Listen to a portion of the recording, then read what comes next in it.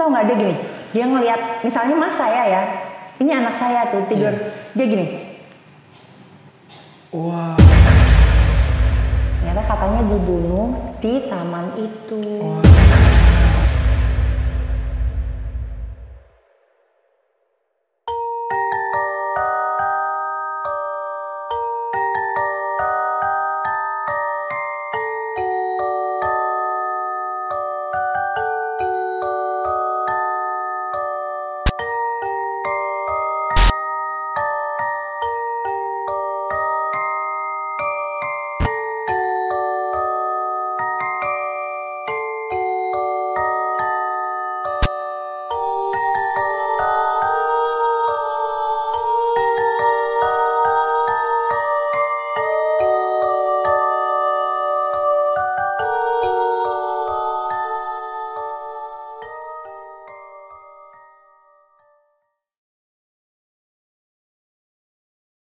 Assalamualaikum warahmatullahi wabarakatuh. Kembali lagi di channel Alur Kehidupan. Kali ini kita ditemani oleh narasumber. Sebelumnya boleh diperkenalkan? Oke, assalamualaikum warahmatullahi wabarakatuh. Nama saya Fiorina dan aktivitas saya sekarang bekerja dan juga menjadi ibu rumah tangga. Oke. Gitu. Baik, langsung saja ke intinya kak. Boleh kakak ceritakan kisah-kisah mistis dan horor apa yang pernah kakak alami? Oke. Jadi ceritanya waktu itu ini dimulai pada saat kami membeli sebuah rumah ya milik bekas seorang sekarang tuh diva penyanyi gitu ya. Kami beli rumah itu di tahun 2013. Nah di kawasan Bintaro. Pada saat itu kami belum bisa langsung menempati rumah tersebut dikarenakan anak aku tuh masih TK dan saat itu kami masih tinggal di rumah mertua di daerah Kebonjeruk. Jadi rencananya setelah anak kami lulus TK baru kami pindah ke rumah tersebut dan anak saya langsung masuk SD di sana gitu. Nah jadi rumahnya itu tuh terletak di kawasan Bintaro dan pas kami beli tuh kami memang lihat kompleknya itu masih agak sepi, jadi sudah terisi, tapi karena belum hampir berapa ya, 80% yang terisi ya. Jadi depan rumah saya tuh masih ada rumah kosong, yang memang kesannya tidak terawat mas, gitu. Nah, abis gitu, karena saya belum tempatin juga rumahnya, kebetulan ada saudara saya yang sedang membangun rumah, jadi beliau butuh tempat tinggal sementara. Akhirnya kami tawarkan mendingan di rumah kami aja, toh jaraknya nggak terlalu jauh kan dengan rumah yang beliau sedang bangun ya waktu itu. Oke, jadi mereka itu akhirnya tinggallah di situ sekitar beberapa bulan. Nah, kalau boleh saya ceritakan dulu tentang rumahnya ini ya. Penasaran. Oke, jadi rumahnya itu rumah lama yang memang waktu itu dibangun sama sekitar tahun 1980-an ya mas ya. Gitu. Jadi memang rumah asli belum direnovasi, cuma total hanya ada penambahan sedikit-sedikit. Jadi kayak ada tambahan dapur di depan, ada tambahan kamar di belakang, service area juga gitu. Tapi tetap dengan rumah aslinya gitu ya. Jadi kalau masuk tuh dari pagar ada 2 pintu. Pintu utama, ruang tamu masuknya, terus di kanan nanti ada ruang makan, terus dapur. Nah biasa kan kalau rumah-rumah itu dapur juga ada pintu keluar ya. Iya. Dari ruang tamu kita masuk, ada ruang TV. Di jajarannya tempat TV-nya saya itu ada kamar mandi. Terus di sebelah kirinya yang jajaran sofanya itu ada kamar, itu untuk kamar anak. Nah terus dibatasin oleh pintu kaca. Langsung menghadap ada taman belakang. Nah saat itu di taman belakang itu tuh atasnya terbuka, terus ada kayak batu karang buatan ya. Dari sebelah kanan itu service area, ada kamar mandi mbak, ada kamar mbak, terus ya buat cuci jemur gitu ya biasa. Kamar utama ada di kiri, jadi dari ruang tamu. Ruang tengah, ruang TV itu, terus ke kiri itu ada kamar utama. yang menghadap ke taman belakang gitu. Nah pas saudara saya tinggal di situ, beliau nggak cerita apa-apa juga ke saya nih gitu kan. Baru saya dengar ceritanya ini setelah saya pindah di situ gitu. Jadi saya sempat dengar, iya Mbak, di situ memang setiap jam 3 malam tuh mati lampu. Mati lampu? Mati seluruh lampu total. Komplek kah? Enggak, cuma rumah saya aja. Setiap jam 3 malam. Setiap jam 3? Iya. Terus dia bilang juga sempat, iya daerah service area kok kayaknya suka ada yang sekelebatan lewat-lewat ya. Meskipun nggak langsung ngelihat penampakan secara bener-bener jelas ya, enggak. Nah, singkat cerita, akhirnya kami pindahlah ya kan ke rumah itu. Ya biasa kita pindah pasti ada namanya pengajian. Syukuran ya? Ya syukuran. Jadi kayak minggu-minggu pertama tuh nggak ada masalah. Sampailah di minggu kedua, kejadian mati lampu jam 3 pagi itu langsung ada. Maksudnya setiap jam 3 pagi tuh mati lampu. Padahal sebelum kami pindah ya adalah renovasi dikit-dikit kayak cat-cat, terus yang menyeramkan kayak batu karang buatan itu kita bobok semua, kita ganti jadi tamannya tuh lebih nggak menyeramkan ya, jadi tamannya taman yang lebih indah gitu ya maksudnya.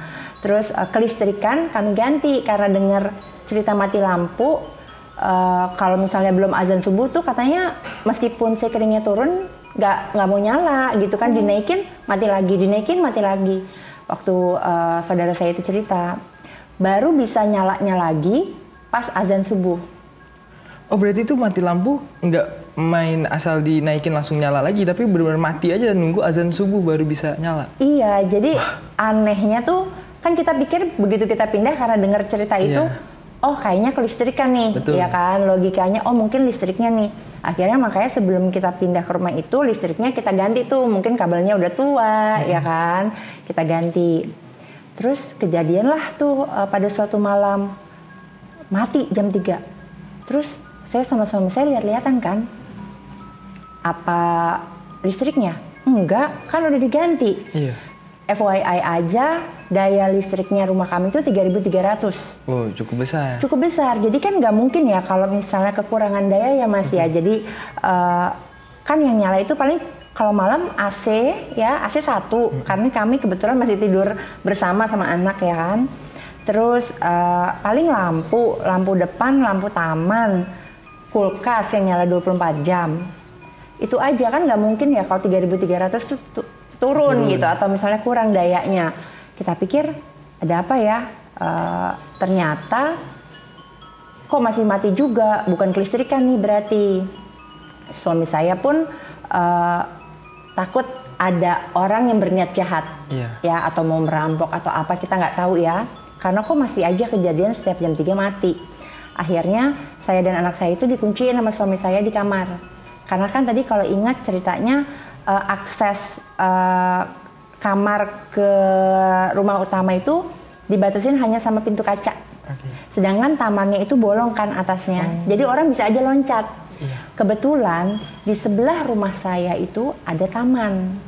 Taman milik kompleknya ya Mas ya. Nah di taman ini tuh ada kayak waktu saya masuk tuh ada kayak mainan-mainan anak TK yang kita tahu di TK tuh, yang ada kayak perosotan dari besi, ada jungkat-jungkit dari besi, tapi itu nggak terawat. Udah karatan, udah rusak, ilalang-ilalang tinggi, dan di tengahnya ada pohon beringin. Jadi kok agak memang ya auranya ya, auranya tuh kayak nggak enak tuh taman ya kan gitu. Apa mungkin juga orang dari taman bisa loncat ke rumah saya, kan pikiran kita jadi macam-macam ya. Karena tangga juga langsung loncat bisa ya Mbak? Bisa gitu, tapi kita tuh nggak langsung mikir yang mistis-mistis lah ya. Akhirnya suami saya inisiatif atau kunciin saya dan anak-anak di kamar. Beliau ambil sangkur kayak pisau gitu ya, takutnya orang kan yang berhadapan sama orang. Akhirnya dia lihat tuh si keringnya turun, memang turun. Dinyalain, naikin, mati lagi, naikin, mati lagi, naikin, mati lagi, 3 kali.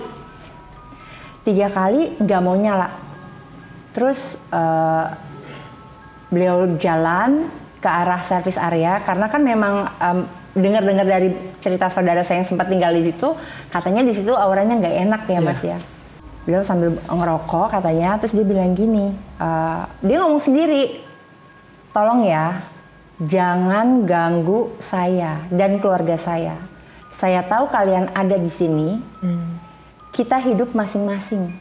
Alam kamu dan alam kami sudah berbeda. Kalau kamu nggak mau, kalau kamu tidak mengganggu kami tidak akan ganggu kalian.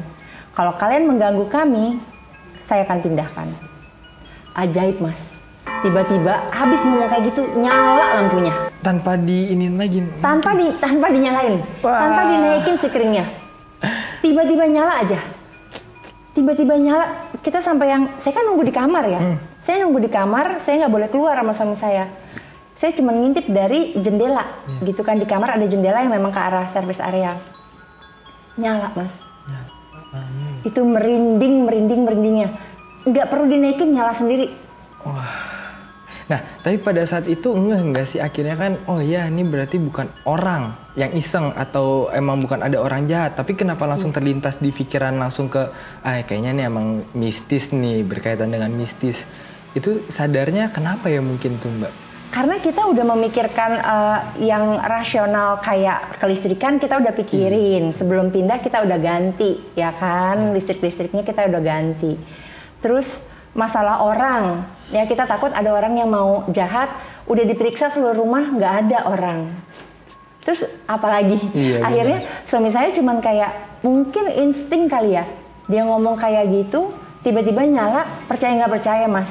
Tapi saya itu ngintip dari kamar di jendela kan, ngeliat tuh arah taman belakang tuh service area kan, itu kelihatan nyala.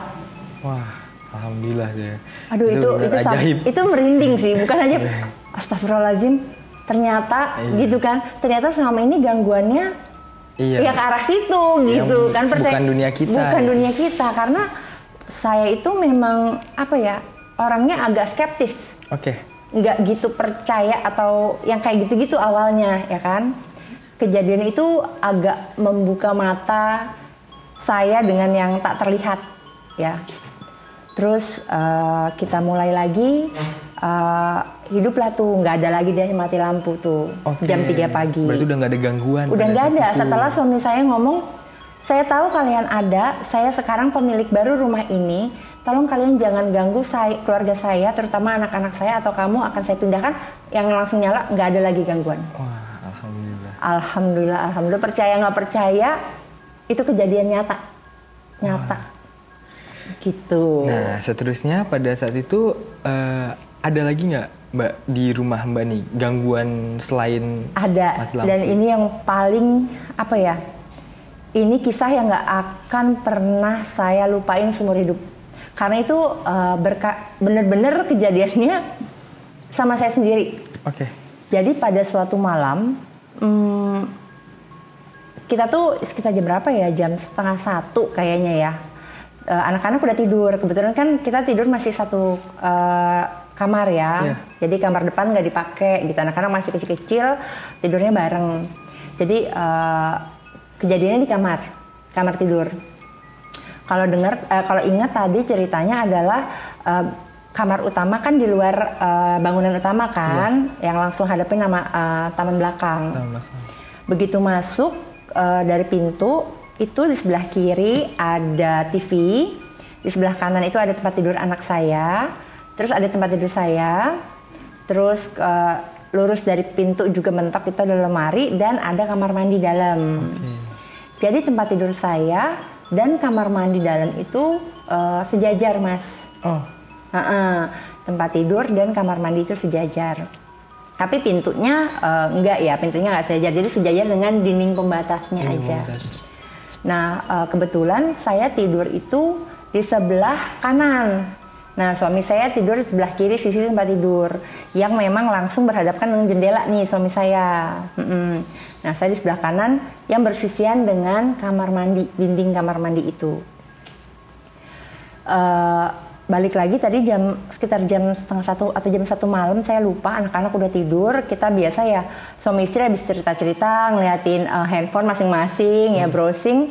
Terus saya tiba-tiba capek, ngantuk gitu ya. Saya capek, udah ngantuk, saya mau tidur. Karena saya biasa kalau mau tidur itu ngadep kanan, saya baru kayak posisinya mau tidur balik kanan. Tiba-tiba Mas, saya ngeliat ada sosok muka tembus dari dinding kamar mandi, bener-bener berhadapan sama saya 1 jengkal nih. Allah. Matanya melot hitam gak ada putih-putihnya, mukanya putih pucat, ada hidung, ada mulut, rambutnya sedikit berantakan gitu. Tapi yang gak akan saya lupain, saya tatap-tatapan sama dia, dan itu lama. Dari mulai saya berdoa, dari mulai saya kaget ya, saya nggak bisa bergerak, saya nggak bisa ngomong, sama sekali saya cuma bisa diem, ngeliatin, dia juga diem, ngeliatin, sejengkal Mas. Bener-bener freeze, langsung nge-freeze gitu Mbak? Iya, udah nggak bisa ngapa-ngapain. Berdoa, akhirnya karena awalnya saya kaget, saya lihat-lihatan, saya baru, ini apa gitu. Kok ada di depan muka saya dengan jarak yang deket banget. Posisinya saya bisa lihat itu mukanya bolong-bolong. Saya bisa lihat itu matanya cuman kayak hitam aja, nggak ada apa-apa. Bolong aja hitam. Bolong hitam. Gak ada bola mata berarti? Hitam, matanya hitam. Saya sampai begini. Oh begini ya penampakannya ya. Oh ini Miski. Saya sampai gimana sih, kayak lama banget. Saya benar-benar hadap-hadapan, tatapan. 5 menit ada? Saya nggak tahu Mas, itu kayaknya lama banget. Saya nggak bisa ngomong, saya nggak bisa bergerak. Ya udah nge-freeze, kaget banget. Ini saya merinding banget. Bener-bener itu merinding. Saya kalau inget, dan ya rumah saya masih di situ, meskipun saya udah renovasi total ya. Cuman kalau inget lagi kejadian itu masih agak takut sih, karena ya meskipun tempat tidur udah saya rubah. Iya. Maksudnya posisinya udah saya rubah ya. Itu kalau inget mukanya apa ya, saya bisa ngeliat dengan jelas gitu. Adu pandang nggak tahu berapa menit, lama banget. Akhirnya saya coba berdoa dalam hati, terus kan namanya miring ya, saya miring, tangan ini kan bisa dengan susah payah saya coba bergerak gitu, mau manggil suami saya di samping gitu kan, saya mau manggil gini-gini, dia nggak ngeh nih, saya udah begini-begini tangan saya dengan susah payah, dia nggak ngeh juga, kayaknya dia lagi asik ngeliat handphone ya kan. Terus saya ngumpulin lagi kekuatan sambil saya baca-baca, saya akhirnya bisa bersuara. Saya cuman mas, zikir, mas, udah 4 kata itu doang, mas zikir, mas, udah. Alhamdulillah suami saya cepat tanggap, dia langsung jalan ke lemari, ambil buku zikir dan doa ya, dia zikir, dia doa, dia bantu saya. Gak lama dari dia masih baca, sosok itu tuh kayak kemudian melayang dari yang cuman mukanya di depan saya, tiba-tiba kayak bangun, berdiri, melayang tinggi. Ya, dari jarak dinding kamar mandi ke tempat tidur saya itu ada jarak 30 cm. Dia masuk ke situ. Di situ dia jalan, dia di kaki saya yang kebetulan ada tempat tidur anak saya di bawah situ. Dia berdiri di atas kepala anak saya. Maksudnya tapi nggak di atasnya ya. Misalnya ini tempat tidur nih ya kan. Dia di sini nih. Karena sejajar sama saya nih. Oh Masya Allah. Dan ini posisinya jadi berdiri dia? Dia berdiri sekarang. Tahu nggak, dia gini. Dia ngelihat misalnya mas saya ya. Ini anak saya tuh tidur, dia gini. Wah. Masya Allah, itu saya langsung takut. Ya Allah, jangan sampai anak saya diapa-apain. Ya Allah, tolong jagain anak saya. Saya cuma bisa berdoa. Saya masih belum bisa bergerak. Saya cuma sambil miring gitu sambil ngeliatin. Astagfirullahaladzim, saya baca-baca lagi. Tapi Mbak Fiorina nggak ada niatan untuk menutup mata gak gitu, bisa. Kayak merem gitu? Gak bisa. Kayak kekunci, tatapannya itu kekunci sama saya. Oh, Masya Allah. Masya Allah itu lama banget Mas kayaknya ya, di dalam hidup saya itu kayak momen terlama yang saya takut, saya shock, pengen nangis nggak bisa, pengen ngomong nggak bisa, bergerak nggak bisa. Tapi saya paling takut pas dia ngeliatin anak saya, ngeliatin anak saya, begitu terus lama. Itu padahal sudah dizikirin, dibantu oleh suami. Nah iya, suami saya itu bantu doang, makanya dia agak bergerak dari saya kan, karena mungkin suami saya kan deket nih sama saya. Dia di situ kayak pengen ngomong, awas lo gue ganggu anak lo, awas lo anak lo gue ganggu. Ya Allah Mas, namanya kita punya anak, ngeliat anak kita digituin itu rasanya astagfirullahaladzim, takutnya lemes banget gitu kan, takut banget. Itu saya udah merinding, pengen nangis, nggak bisa, itu sedih banget sih. Itu trauma sih saya dengan kejadian itu, trauma lama banget. Akhirnya ya, nggak lama, nggak tahu suami saya baca apa lagi, makhluk itu nembus tembok ke arah pintu luar, masuk ke, dia berdiri di depan jendela kamar saya yang di taman belakang. Oke. Karena saya ngikutin gerakannya dia, lama-lama saya posisinya bisa terlentang gitu dari yang miring. Saya bisa ngeliat begini, dia masih ngeliatin saya, meskipun dia udah di luar, di taman belakang, kan kita jendelanya itu ada tirai ya, tirai apa sih namanya, vitrase ya, yang putih gitu, tapi masih bisa tembus ya. Dia masih ngeliatin saya, astagfirullahaladzim, dia masih di situ. Saya masih belum bisa ngomong ke suami saya. Dia di situ, dia ngeliatin, dia masih ngeliatin. Alhamdulillah suami saya kayaknya bisa ngeliat, atau maksudnya ngeliat saya kayak ngeliat gitu terus, ditutup sama suami saya tirai. Baru di situ, astagfirullahaladzim, baru saya bisa bernafas, baru saya bisa lemas, kayak saya udah nggak bisa, saya nggak tatap-tatapan lagi sama dia. Oh Masya Allah, itu benar-benar menguras banget energi Mbak Fiorina pada saat itu dong. Sangat menguras energi, sangat bikin trauma, sangat semua tuh bener-bener baru pas saya nggak lihat-lihatan sama dia lagi karena ketutup tirai, itu di situ saya baru bisa napas. Oke. Baik Mbak Yorin, ini ceritanya makin seru banget nih. Sebelum berlanjut ceritanya, kita cobain cemilan dulu nih dari makaroni nyaku. Makaroni nyaku, ini rasa apa nih Mas? Wah, enak banget itu Kak. Ini makaroni cabai minyak nabati, bukan snack makaroni biasa. Oke, kita cobain ya. Garingnya berasa banget Mas, ada spicy-spicy-nya. Itu rasa apa? Untuk tidak seret, kita nyobain kopi gula aren dari Kopi Grass. Enak kopi banget ya ini ya. Cobain ya. Kopinya berasa Mas. Enak banget ya. Baik, oke, bisa langsung dilanjutin nih. Tadi kan udah dapet yang namanya Bayorin langsung ke. Jadi terakhir itu kan suami saya tuh baru bisa bernafas lega atau rileks badan saya begitu mata saya tuh nggak kekunci lihat-lihatan sama sosok itu ya. Karena suami saya langsung nutup tirai ya. Jadi dari vitrasenya aja yang biasanya kita cuman vitrase, suami saya tutup hordengnya, jadi benar-benar nggak bisa ngelihat sama sekali. Itu saya baru lega ya, baru bisa bernafas. Dan suami saya itu selesai doa dan zikir, dia itu kayak ngusap kepala sampai dengan muka, dia bilang udah tenang, insya Allah dia nggak akan ganggu kita lagi. Gitu. Jadi di situ benar-benar kayak baru bisa saya nangis. Di situ habis itu nangis karena yang selama beberapa menit yang kayak lama banget itu tuh saya nggak bisa ngeluarin emosi kan gitu. Jadi di situ baru saya nangis.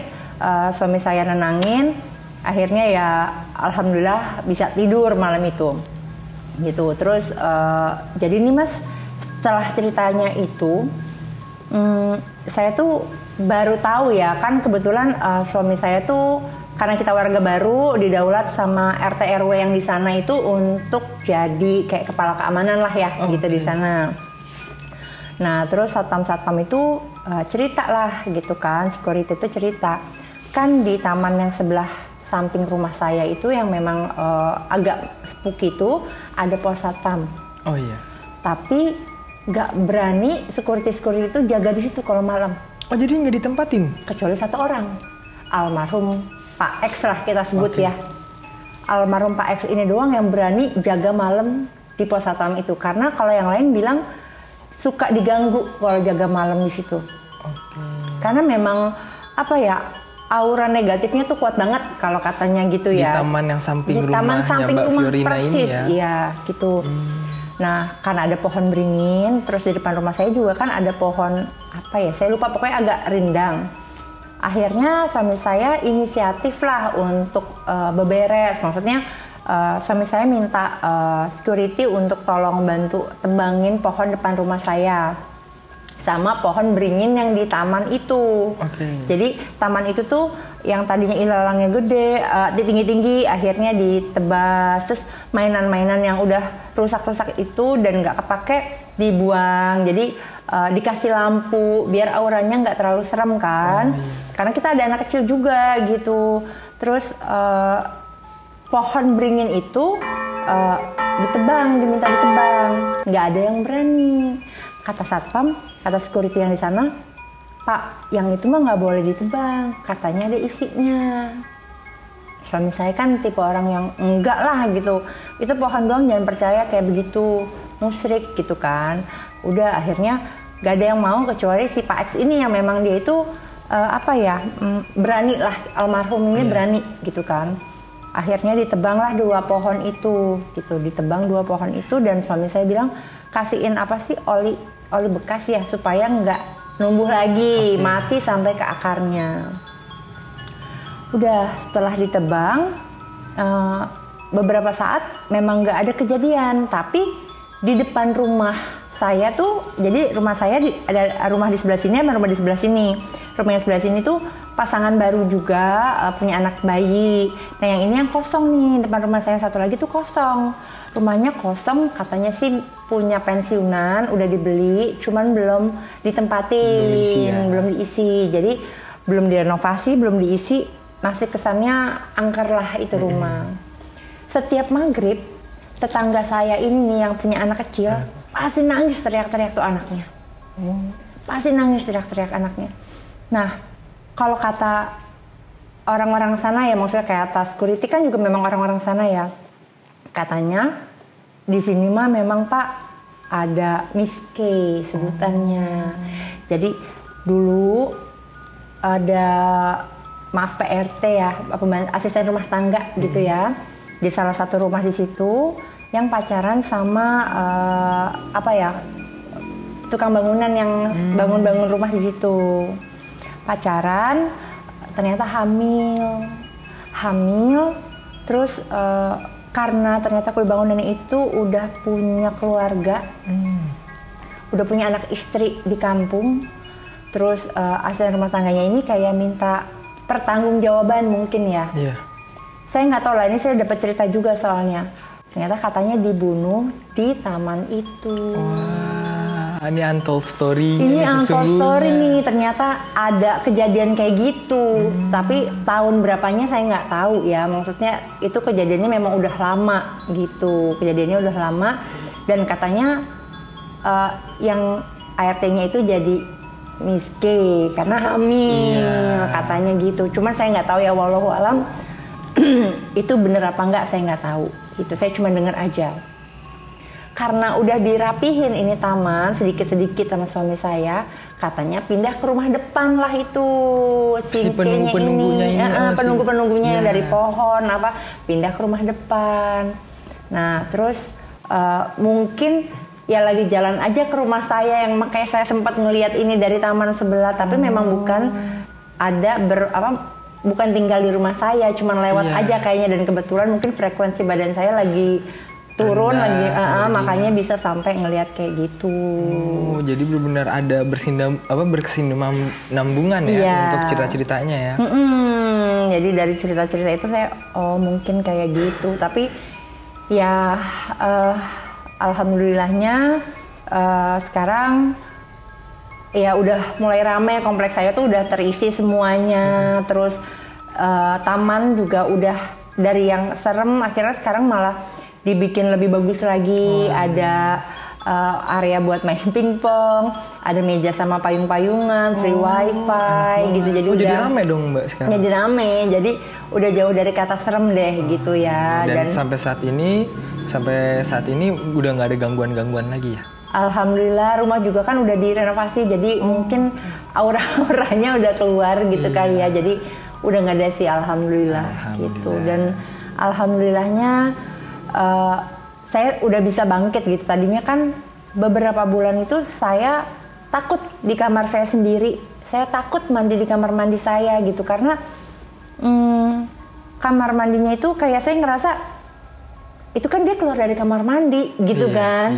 Jangan-jangan kalau saya lagi mandi dia ngeliatin saya dari belakang gitu kan. Jadi bener-bener kayak bikin trauma lama sih itu. Pada saat menjalani masa trauma itu Mbak Fiorina di rumah atau pindah-pindah juga Mbak pada saat?